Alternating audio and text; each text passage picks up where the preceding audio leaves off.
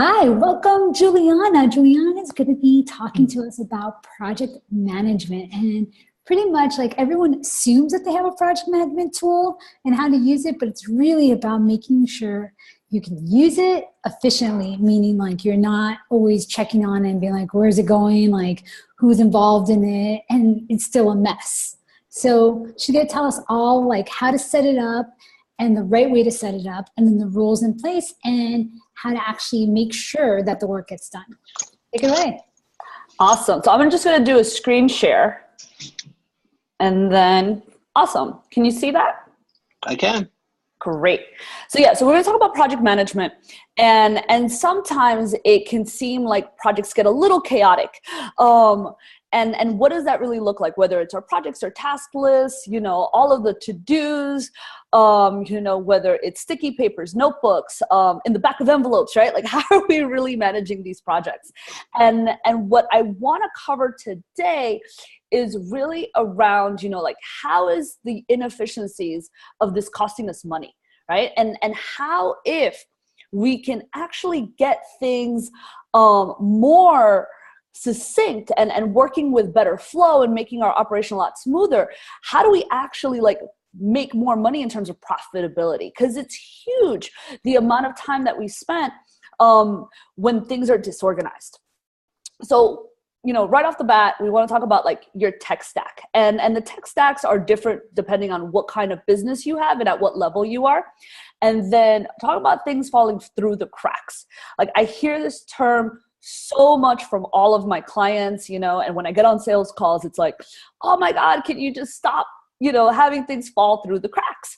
And then lastly, it's how do you know if you're ready to hire someone to be your project manager? Like how do you know how to hire the right person? If you already have a project manager, how do you know that they're like the super project manager, right? Or how do we optimize them? And if that person is you, how do we optimize you? Right? And really thinking about that in terms of it. All right, so next, I want us to think about project management like a conveyor belt. And what I mean by that is when we think about our businesses, right? And everything that is, that it takes to produce that thing that you want to produce, right? And one of those things is making sure that whether it's a service, it's a product, your deliverables, your projects, like we want to make sure that they have good quality.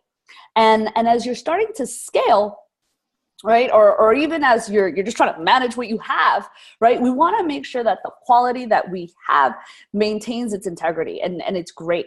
So if we think about it like a conveyor belt, all of the projects and tasks that you have, they have to be put together, right? And they have to go onto this conveyor belt and they have to be moved along in order to output this awesome, shiny product or service that's consistent time and time again.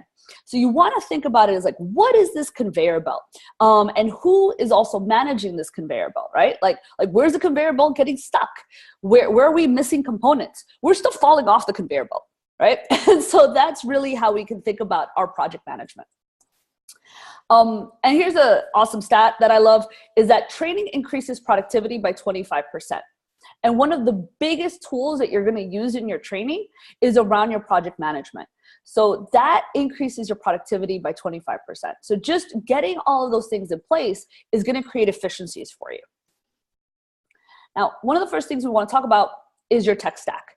Now, what is the technology, the apps, the web apps, the tools that we're using in order to house all of this knowledge that's in your head, or that's being created by freelancers or other people that you're working with to make sure that the communication is flowing and that projects are getting done. And one of the biggest things, I love this picture. One of the biggest things are the biggest indicators that there's something glitching with our project management is our deadlines, right? So that's one of the things. Now, whether they're personal deadlines, that you set for your internal projects, or whether they're deadlines for clients, or whether your team, whether they're employees or freelancers, whether their deadlines are being met, what happens when we have like fuzzy deadlines, is a great indicator to our project management. So one of the things that I would ask the group is, what are the side effects of these deadlines not being met? right? And so, as I had mentioned before, it's profitability, right? Unhappy clients. So sometimes, like clients are like, oh man, I really, really, like what's going on with that thing, and they might love you, right? And so they'll let it go and like things slide. But, at the end of the day, you're not providing what you said you were going to do. There's project delays, right? Whether they're internal or external. And then project delays, I had a conversation with someone yesterday who is a project manager. And we were talking about how sometimes, like deadlines in a team become so, like we become resigned to the deadlines. It's like, well, like they always move the deadline, so who cares, right? And so there's a resignation sometimes that happens with deadlines on both the client side and the team side. So then what happens is the clients are like, well, you guys don't meet your deadlines, we're not going to meet ours. So you have like poorly behaved clients, you have account managers with massive overwhelm, and sometimes you get complacent employees because they're like, no one really cares. So what's the point, right? And sometimes we can even get like that, like we have a client, we're like, well, right? So there's a complacency that sometimes happens as a side effect of not meeting deadlines. But when we do have them, we get better retention, both on the client side and on our team side, because the team is like, oh, okay, there's good leadership here, we have good deadlines, like all of that stuff is happening. So so that's just like, and that's just deadlines. So if I can get you guys to think about like deadlines as a tool to increase your retention across the board, that's huge, right? All right. Now, the next thing is, before we even talk about like the actual tools themselves, one of the things that is super important is your knowledge base, right? And your knowledge base is really important. Now, what is your knowledge base? Sometimes people are like, what is it? It's templates that you might use for your business. For example, you might have like sales templates or scripts. You might have templates that you use when you onboard a new client. It's video instructions, right? Like if you're quickly doing a video for someone to then go do, it can be written instructions, Giphies, like all of this stuff that you utilize to have instruction for your people need to live somewhere. Now, what usually happens is, we're like, okay, I need something done, right? And so we may or may not give instruction. We're like, I need this thing done. And then we get it back and we're like, wait, that's not what I asked for, right? So one of my favorite things right now is I'm like really into this Tesla Roadster that's in space, right? I'm like fascinated by it. And so I'm like, imagine if Elon Musk was like, I want to put a car in space with no instructions, right? And someone was like, here's a Jeep. He's like, no. I want a Roadster that goes like, from 0 to 60 in 0.019 seconds. It's a very different conversation because he's saying, what does he want? He's giving criteria. And if you've ever been into the Tesla factory, like I have a friend who works for Tesla in their actual production factory, like there's manuals for everything. There's instructions for everything. People know exactly what they're supposed to do, right? Everything that gets put onto that conveyor belt has a purpose, instructions, criteria, like what to do.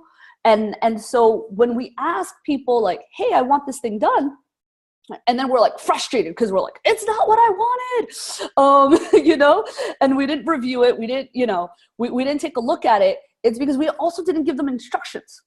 And so in Voltaire's words, common sense is not that common, right? We really got to make things, and I hate using this term, but I use it all the time, but they got to be dummy proof, right? So that when we ask for that Roadster that's going to go into space, we get that Roadster that's going to go into space. We don't get some other automobile. All right. Very cool. I'm very passionate about documentation. Now, documents are great and instructions are awesome, but you can't track a document, right? So you do need a tool to help you actually track the progress of projects, right? So that way, if you're, whether it's just you, right? Sometimes it's just like, okay, what am I doing? And as you start to get to capacity, it gets even worse, right? Because like you forget, clients start blending into each other. You're like, oh, what was that thing? And so, but if it's you and a team, you want to be able to know what they're doing. and be able to track the progress. And that progress can look like anything from, you're onboarding a new client, to you're optimizing a campaign, to you're putting up a social, media editorial calendar, right? Like all of these things have processes and you have a way of doing them. So now it depends on where you're going to put them, right? Now, if you're a freelancer, like if it's just you and you need to track things, you're just tracking the deadlines, because everyone needs to track the deadlines. We can use something that's more of like a freemium model, like an Asana or a Trello or an Airtable. These things are really easy to adopt. They don't cost any money. And you don't have any users, or if you have a couple of users, right? Like it's relatively inexpensive and it gets your project management going. Now, if you look at the bottom, like, the price is based on users. Usually, there's a couple of them that are not user-based, meaning the price isn't based on how many people you have. I think Basecamp is one of the few that I know that does that. It's just like a flat fee. But most of them will give you, some sort of like under 15 users, there's a price point to that. Now, if it's you and a flexible team and you have a multitude of projects, and I usually say the breaking point on your projects is around like 12 to 15. Like that's where you're like, oh, I need to upgrade. So that's the breaking point. And so with that, now you need to be able to see across projects. And that's usually the point where you're like, oh, maybe I should start hiring a project manager or someone, or at least a project coordinator, like someone to help me with this stuff to make sure things don't fall through the cracks. And with that, we then need a dashboard, because you want to be able to see what things are coming about. So good tools for this are like GetFlow, Red Booth, Rike, Active Collab. All these have pros and cons, and I'm happy to like answer some of that stuff during Q&A. But you want to be able to see across your different projects. Then if you're a bigger business and you've got, like 20 plus employees, then you're at the point where you're needing to track profitability with your project manager. That's a whole other ballgame, right?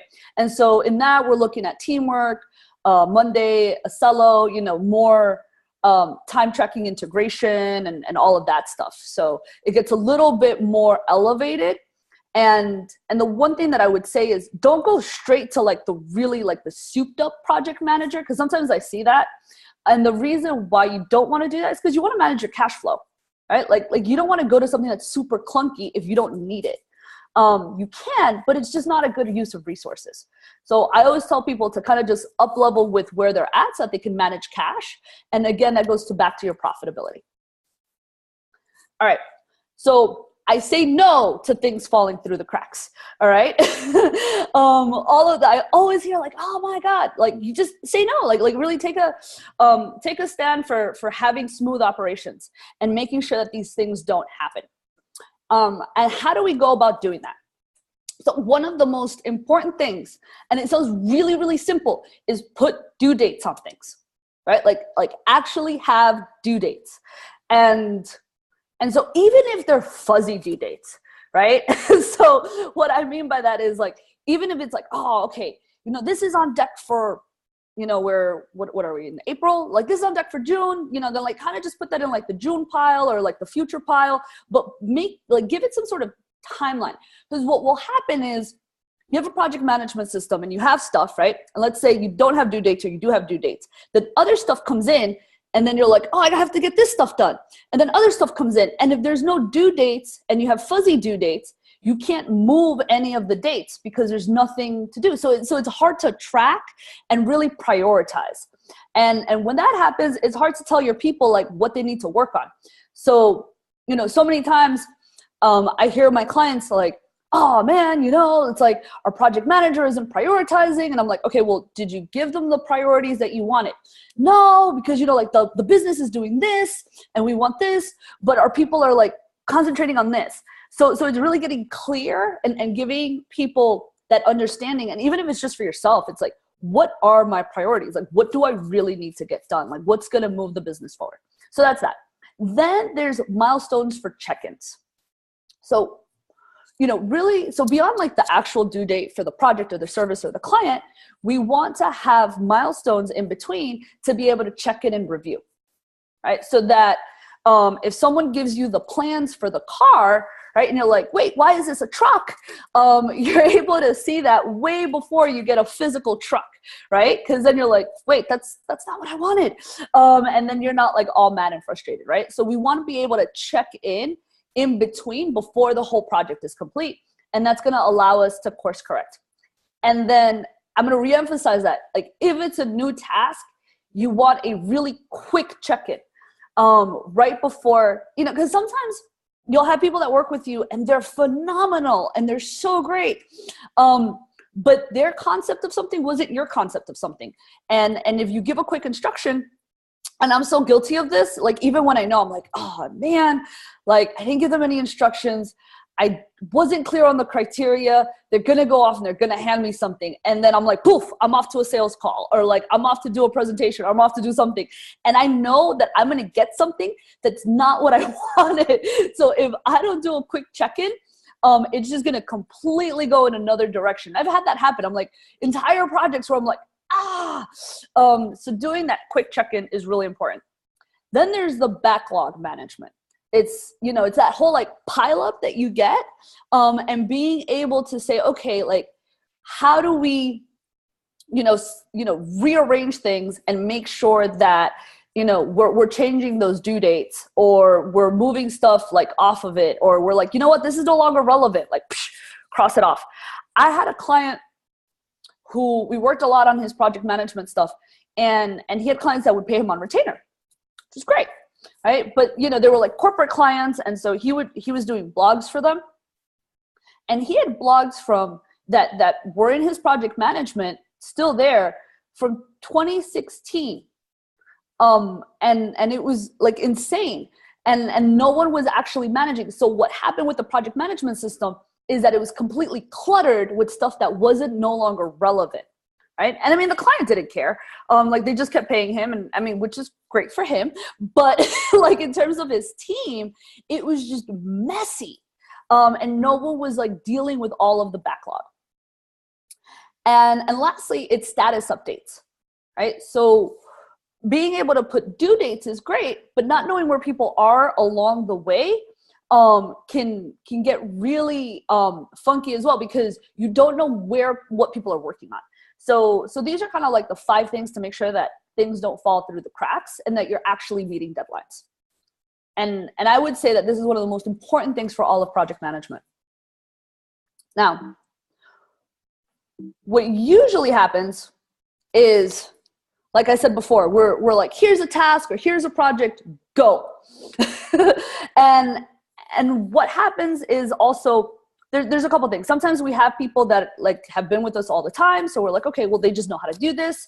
Other times we have someone that's new and we're like, they're so talented, right? So like, of course they know what they're supposed to be doing, right? So go. Then it's like, I don't have time to do any of this. So go. Like, as I said, like, I'm guilty. I'm like, I gotta go to sales call. Just go do it. Right? Give me something, anything. And then other times, we're like not sure. So we're like, well, we'll see what they come up with. Maybe it might be better than what I have. It might be interesting. Go. Right. So there's this whole mentality of like, go. And then if we don't put these things in place and we're not checking in and we're not doing this, it's like, it's craziness. And then we're like, why did I get a Jeep instead of a Roadster? This is not what I asked for. So then there's that whole frustration. So what I recommend is, when you're dealing with your project management, right? First of all, you want to create repeatable workflows, right? And I'll go into what those look like in a second. But, and workflows, which is a little jargony, right? It can be just a checklist, right? It's a checklist that you're going to put inside of whatever project manager you're using. So it can be your Asana, your Trello, your GetFlow, and really having that checklist there. Then it's assigning people those, first assigning 2 people. So even if those people are you, right, assigning those to yourself, and making sure that you've got the stickies and the to-dos and all of that inside of a project management system in one place, and assigning milestones and deadlines. Then we want to have an actual time to review all those things, right? Because lots of times we'll put stuff in there and we'll kind of check them off, but there's no review, and then things start getting wonky. And reprioritizing. right? We want to reprioritize because we get new clients in, we get new priorities, we get new business goals, right? Like you guys are you have new business goals all the time. So really like saying what's still relevant, and sometimes grouping things. You're like, oh wow, like if I group this stuff, like I can just knock it all out at one time, right? So that creates efficiency. Now, in terms of a workflow or a checklist inside of your project manager, it looks something like this, right? So this is one that's particularly in Asana, right? And as I see, I'm like, ooh, one of these does not have a person. I'm like, set up Intuit accounts on Electra. I was like, there's no one doing that. There's no accountability. So that's something that I would look for. And then also making sure that this has due dates. Now, a lot of the management systems, the project management systems, which are really cool, is that when you set up a template, as you can see, this is a template, it will allow you to pre-populate, if you have a consistent team, people already in there. So for example, if you're setting up a website and you know that you have to do, let's say, marketing analytics or AdWords analytics, and you're doing like a technical deployment, for instance, you have consistent people that are doing that, you can set up the template to already have the assignees on there, which is really cool because then when you copy it for a new client, it gets pre-populated. So you're saving yourself all that time that you don't even have to think about, right? So you're doing all that like upfront work, which is really cool.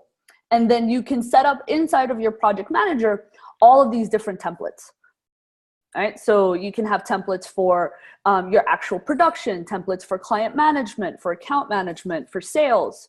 And not like sales, because you should be using a CRM for that, but anything related to like your sales ops, right? That you can do that. All right. Now, there's the workflows that are, I would say, like project specific, and then there's the recurring checklist, right? So you might have things that, might be like across projects that you have individual people doing on a recurring basis. And, this is also neat to be able to have those there as templates, and you can add to them and you can update them all the time. But, you may have daily, right? So daily, depending on how much client volume you have, you might be answering client questions. If you're doing anything in social, you might be doing social commenting, or somebody is. You have weekly, right? So for some people, it might be doing like weekly sweeps of client questions if they don't have that many volume, or like if you're SEO and you're not really dealing with them, but you want to make sure that that client information doesn't fall through the cracks. It could be like if you're checking ad spend, right? Depending on, like, let's say for more mature accounts where your bidding optimization is still on point, you would be doing maybe like budget sweeps, right? So that's a weekly activity. It could be content creation, all of this, right? So in that we have weekly, and these obviously can be a lot more comprehensive. I just wanted to give you guys an idea of what goes into these, right?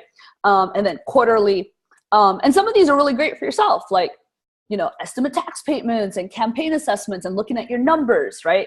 I think looking at your numbers is something that's really, really important as you're doing all of this, work, right? Because we want to make sure that we're measuring all of the work that we're doing, right? All right.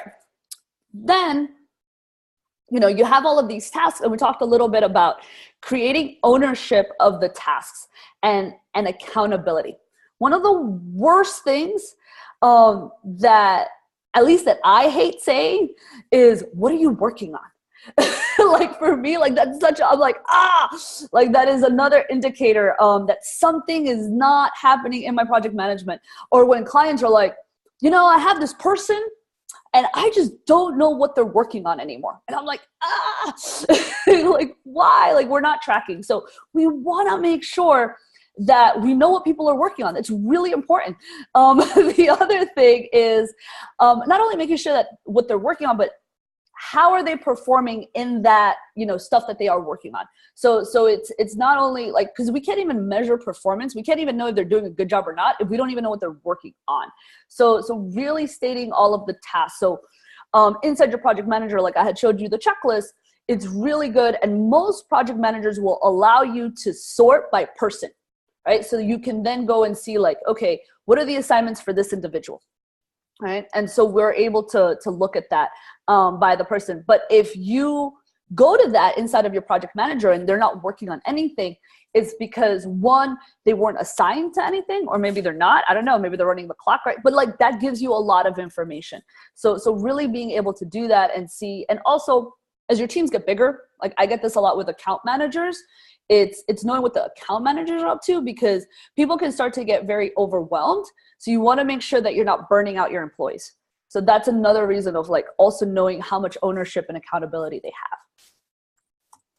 All right. Review. Reviewing the work. I think all business owners are like so guilty of not reviewing work. Like I know that I am. Like I finally just got to a place where like my review has become really consistent and I enjoy it. But usually I'm like, I hate review. And most people do too. But the problem with if you don't review, then your stuff gets stuck, right? Like the conveyor belt stops. And then you're like, wait, but why is this stuff going? Because you're not reviewing it and they don't know what to do. Or the conveyor belt will continue and then your output isn't what you want it to be if you haven't put in the work, right, beforehand. So reviewing once or twice a week, depending on how much volume you have and reprioritizing things. Also inside of your project manager, depending on what you have, is making sure that if something is getting handed off from one person to the next person, that you're creating either triggers or dependencies. And like Asana calls them triggers, Teamwork calls them dependencies, so that the work doesn't stop, right? Like it doesn't halt on one person. It can continue. So for instance, if you're doing, I don't know, it's just 'cause I'm looking at you, Jonathan. If you're doing if you're doing, let's say, a technical deployment of a marketing campaign, and then you need someone to start creating campaign graphics, right? Like that's kind of two different skill sets. You usually have two different people doing that, but there's a dependency on there where you're like one thing stops and then the other one continues. So that kind of sequential stuff that happens in project management, you can actually create inside of your PM system so that you're making sure that stuff still flows, which is really cool. Then it's being able to have like reporting and seeing like, okay, what are all of the outstanding tasks? Like what's the stuff that isn't meeting deadline or that's outside of the milestones, so that you can then really manage and be like, oh my God, I have to review this stuff. And that allows you to do some decision making and being like, oh, okay, like I can take on more clients or I can't. And what you start to see is if your project management starts to be on point, you increase your capacity and you can take on more clients, which is a beautiful thing, right? Because before you were like, I don't know, I'm not sure, I feel like, but then you actually know, you're like, oh wow, we have like this much amount of capacity, we can take on 2 more clients, and your revenue goes up. So it's a beautiful thing for profitability. One of the things that I always tell people is to put a time inside of your calendar to review work. Right? And it sounds, again, very simple, but literally a lot, whether it's half an hour or an hour, depending on how much review you need to do, and just insert it inside of your calendar so that it exists there, and then other people can't schedule on top of it. That's one thing. The other thing is that sometimes that doesn't even work. Like I'll have people that put stuff inside their calendar. So like put it inside your calendar as something that you'll remember. Like I used to put it as like, when I really hated it, I was like, unclog the bottleneck. That's what I like, and that was my calendar thing to myself, because it reminded me that I was the bottleneck, and if I didn't review, like work got stuck. So that was my little thing. The other thing that makes it easier to review is screenshots. I'm like a huge fanatic of screenshots, and I tell my team, if I can't review your work as I'm standing in line at the supermarket, it isn't reviewable. And what I mean by that is I don't want to go from my PM system into like my automation system and into here and into there and into everything. Like just take a screenshot, put it inside of the project management under the comments so that I can see it. Now, if I need to go and dig deeper, I can, but at least I know what the output is looking like at the moment. And that's huge, right? Because I'm able to like take all of my stuff, do my review, and I do now I call it crew review instead of unclog the bottleneck because I have a better context for it. But I do my crew review in like 20 minutes a day max. And it's fast. So you want to be able to do that. Right? And most people are visual. So that's, a couple of little hacks on how to, hack your review, because I know most people hate doing it. All right. Lastly, the super project manager. So we're going to either optimize you, get someone who's optimized, or optimize someone else. And that's doing the super project manager is important. It's so important that I've had clients and, you know, who come to me because their project management's all messed up and they think the project management is messed up. And actually sometimes the project management is great. You know, I mean, it can use a little tweaking here and there, but the person who's managing the projects, right? Like who's supposed to be that like supervisor of the conveyor belt is like on snooze. And so they're like, you know, so they're like, their conveyor belt's going, but the person who's watching the conveyor, like, is just, you know, there's no components are not being put in, and it's awful. And people will keep people that are not effective for a really long time for so many different reasons, which is a whole other presentation. But the longer you keep that person, it's gonna cost you money, and you're just bleeding money. So having a really effective project manager is so important for your projects. All right, so who do we hire? Right, like you need to hire a taskmaster. So many times people will tell me that like, oh, I'm gonna get someone in the team that's like really creative and they're really good at this, so I'm gonna have them go and like do project management. Like, no, right? I mean, sometimes the creative person, right, like can do it, right, because they have all of the other qualities, but a lot of the times you're like trying to take an apple and stuff it into a football. And like, it doesn't, you know, like you're turning an apple, like a beautiful fruit, into something that's like not even organic, right? Like it doesn't work. So we want to make sure that like, cause project management is, it's a specific thing. Like you need someone who, I mean, I have like an execution ninja, right? Like you would want someone who's able to do that execution and is going to be there. Like you also, you know, there's also like the whole thing about making sure that the workload gets going. So you don't want someone who's like really, not like that they're really nice, because I think niceness is great, but someone who's afraid of conflict, someone who can't be assertive.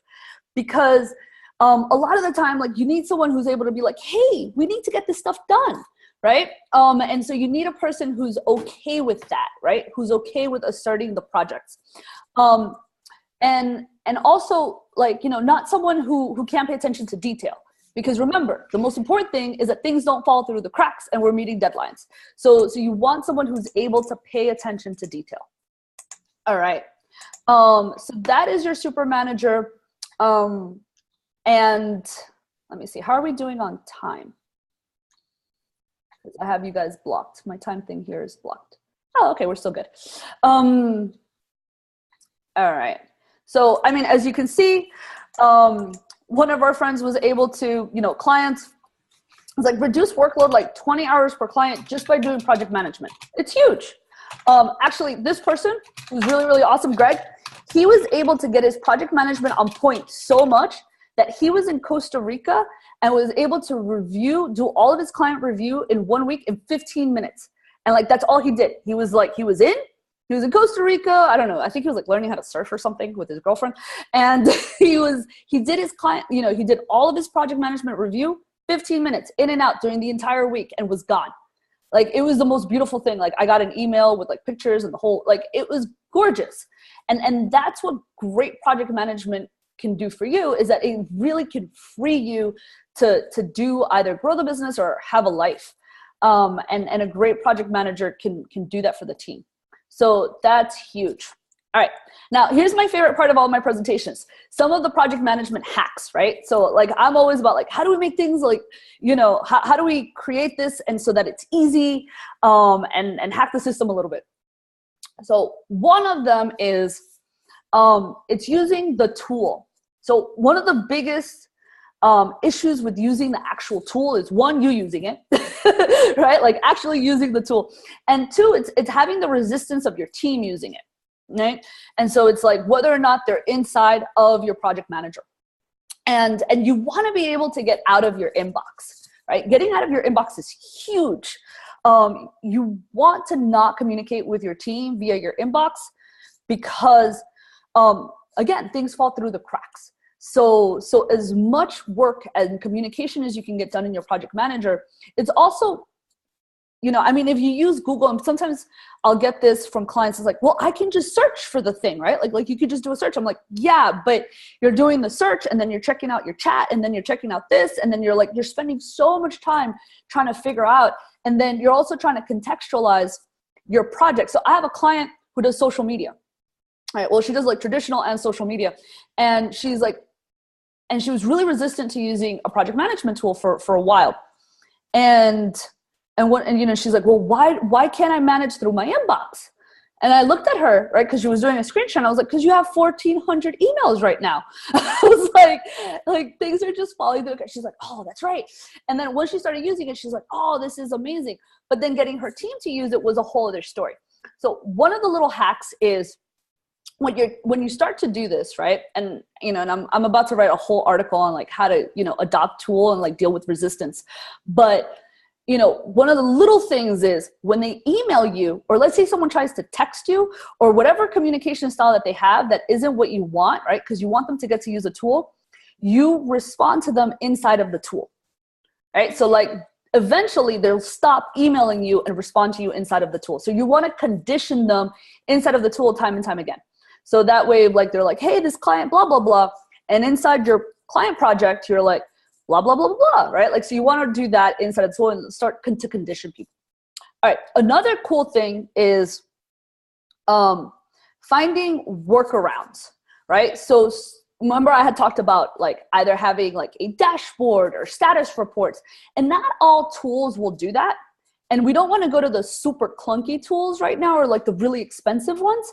But one of the like really quick, like kind of workarounds for status reports, because some tools don't have status reports, is to just create your own status, right? So whether it's like, some people like to color coordinate it. So it's like,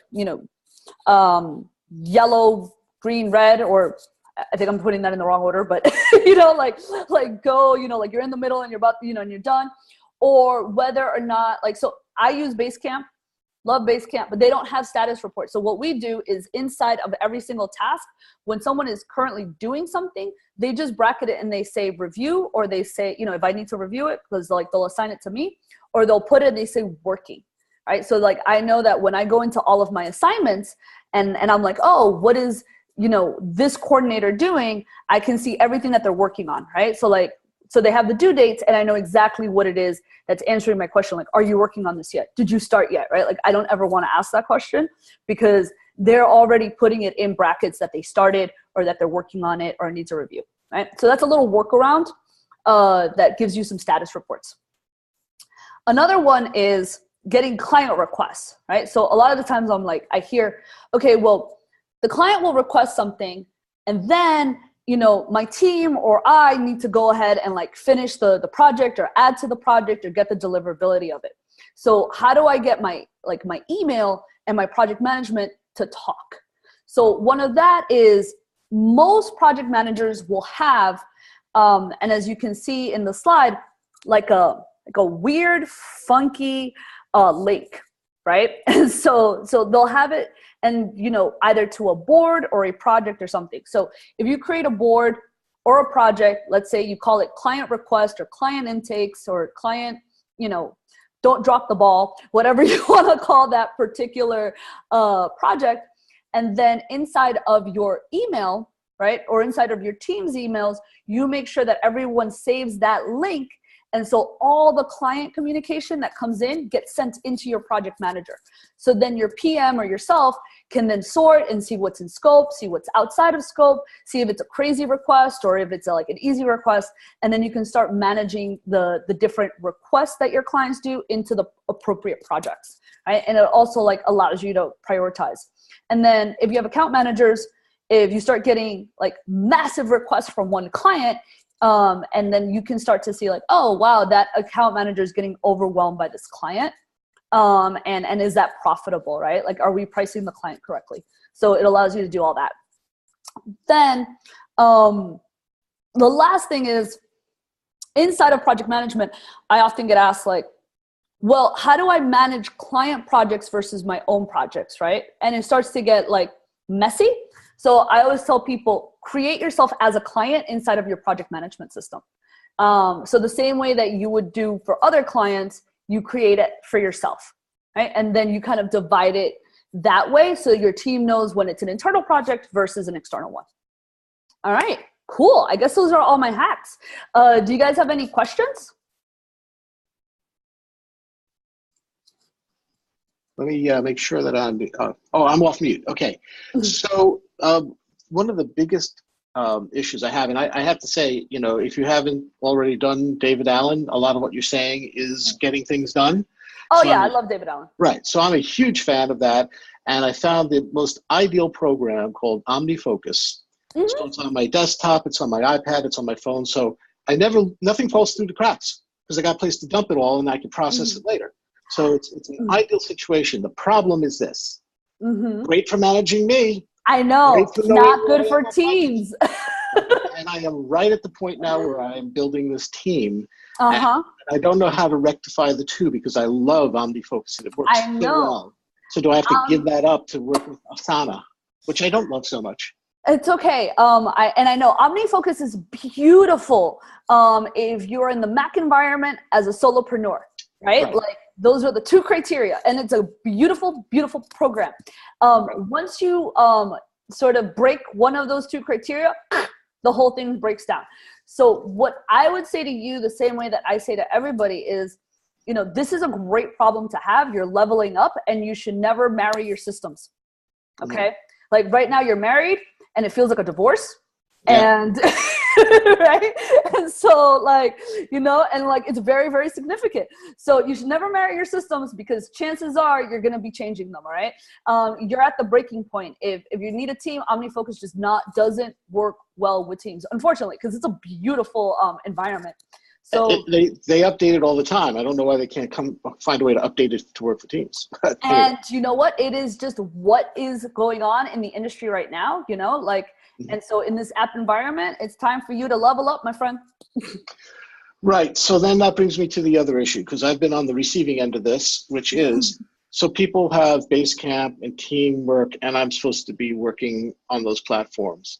And with the volume of stuff coming in, I don't always go onto those clients' platforms. So just so you understand, agency hire me on, right? So now I've got to deal with, you know, do I respond to the email or do I jump into Teamwork for one agency? Do I go into Basecamp for another one? And then I have to take all this and coordinate it with my team. It's mind-boggling. So how do you deal with that situation, or can you? So there's two ways to deal with that. One, when you get a new client, try to convert them to whatever your system is. Right now, that usually works about like 75% of the time if you're very like good and convincing. But if you're being white label, chances are like no shot, right? Yeah. So right, like so what you want to do is have your system, and if you can, use something like Zapier or, you know, or sometimes what they'll do is that they'll integrate, like a lot of these teams will have Slack, and Slack itself will do the integration, right? So find a way to integrate it back into your system so that you can manage it in like with your team on your system, which sounds like it's creating double work. But what will happen is you're over here and you're over there, and you don't actually know what's happening in terms of your projects across the board. So you need a place to be able to manage projects across the board. So see if, I think the easiest integration, if they all have it, is Slack, because Slack can like ping you and then ping there, which is pretty easy. If not, check out other ones. So there's, to integrate into one thing. But right, well, I'm already using Slack, and the way I'm using it is I have direct channels for every client, and whatever team is working on it, those members are invited to the direct channel. That's okay, because I can kind of see what people are working on, and they kind of put in what they're working on. They put it into the Slack channel. It doesn't bother anybody else. It's only for the people on that. Yeah. That's not really a project manager. It's not. So Slack is a communications manager, not a project manager. What I'm saying is that Slack as a communications manager has integrations, right? So like their APIs, so like you're able to like ping from here to here, almost like a Zapier would. That may work. I haven't played with it as much, you know, like when you're doing all that. Check out Zapier. I think there's another one called PySync. And there's a couple of ones that will like automate it so that you can just basically, you want to take your different pieces and then funnel them to one project manager. So are you saying that while using Slack, I could somehow connect Asana and Teamwork, for instance? sometimes you can double check it, because I know like Asana and Basecamp, like if something happens in Asana, it'll like ping Basecamp sometimes, and vice versa. So see if you can ping 1, 2. So like if you can do that, play with that, and then we can always talk offline about like automations. But you wanna be able to grab your stuff and then funnel it into 1 p.m. Yeah, that would be great. Now, as far as project, is there somebody else? I can't see other people, and I want to hog up all the time. Are there other people who have questions? Yeah, James, Jennifer, do you guys have a question? No? No, I don't. I'm just listening. All right, Jonathan.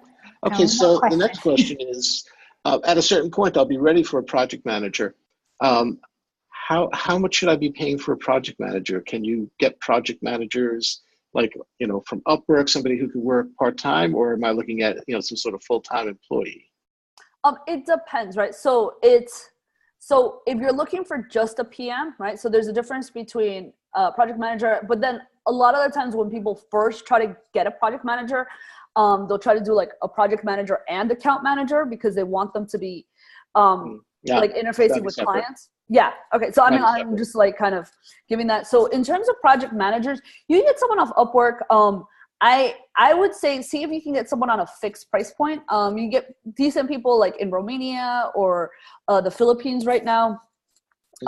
And you're looking at like, if you want like a full-time person, somewhere between like $400 to $800 a month on a fixed price point. If you're looking for US, right, then you're looking at a salary of like, 45 to sometimes like 75K, right, for the year. So it kind of varies. I think if you're just starting off, and you're not looking for an AM, that's why I asked, right? Because if you want someone that's client facing or client interacting, like you need the language and the communication. But if it's just sort of like the task manager that's doing the work, then I would outsource first. And then that person can actually help you develop a lot of your PM systems along the way. Okay, good. Right. And even now, I would suggest, starting to use, like, you can get a VA to help you start to create some of these systems so that when a PM comes on board, they're not starting from scratch. Mm-hmm. Right. And you could do that really cost effectively. Is there any thought in setting up a project manager? Is there any like secret sauce to doing it in a certain way? Obviously, you start with a client and you assign the people who will be working to that client, and then there are tasks, and usually there's some sort of calendar involved. I used Asana a couple of years ago. I never really loved it, but I know it's changed since I was using it. Is there any kind of tutorial or any sort of things that I should be looking out for or reading or learning about before I jump into using a project manager? Like, for instance, reading David Allen's book before you start using OmniFocus. No, like there's a million tools out there, but the most important thing is just start using it. Right? Like that's the most important thing. And also these applications, like, at least the ones that have been around for a while, they're constantly updating. Right? Like I used to hate Basecamp. I used to be like one of the most like I'm eating my words. Like I love Basecamp now. Like, good thing that I'm like able to evolve, right? Like I used to be one of like the biggest, like I used to throw it so much shade. I was like, oh my God, I hate Basecamp. They've done massive integrations. And it's like, I couldn't be happier. It's one of my favorite tools right now. Yeah, so, as long as they upgrade, because the person, she had us like on Basecamp 1 or 2, and she was on, Yeah, it was awful. But just know that Asana has upgraded. And if you don't like Asana, but you want something Asana-esque, GetFlow is really cool. GetFlow? Yeah, so check out GetFlow if you're linear and you're looking for something like that, but you want a little bit more user interface involved. GetFlow is really great. And I think for where you are, GetFlow is probably better. Okay. One other question. Now, I've been using Text Expander myself, again, Mac environment, but you can do Text Expander. I think it might go over to PC. The idea for me is like, for instance, onboarding clients. I just need to type in like a couple of characters and everything I need for that email or whatever, it's all saved. So I'll just need to change a word here or there or the company name. But is there some sort of text expander function that's involved, that's already integrated with any of these project managers? Because that way I could say, do the onboarding process, and they don't have to look for a document. They type in, a couple of characters, and the email that they need for the first email is there. Okay, so that's a couple of different notions that you're putting in, right? So like when you're doing text expander inside of your email, that's like your email templates, right? And so that's usually going to be your CRM, not your project manager when you're communicating with clients. So that's one. Two, what you're thinking about is like, okay, if like it's the instructions and where are the instructions, that goes back to that knowledge base or that wiki. Right? So that you're not doing it every single time. Like you just want to be able to point them and have a link to where it is. Right? Like I'm a huge proponent of Google Sites because it's free and it's really, really easy to set up. And it works great inside of the Google environment if you have it.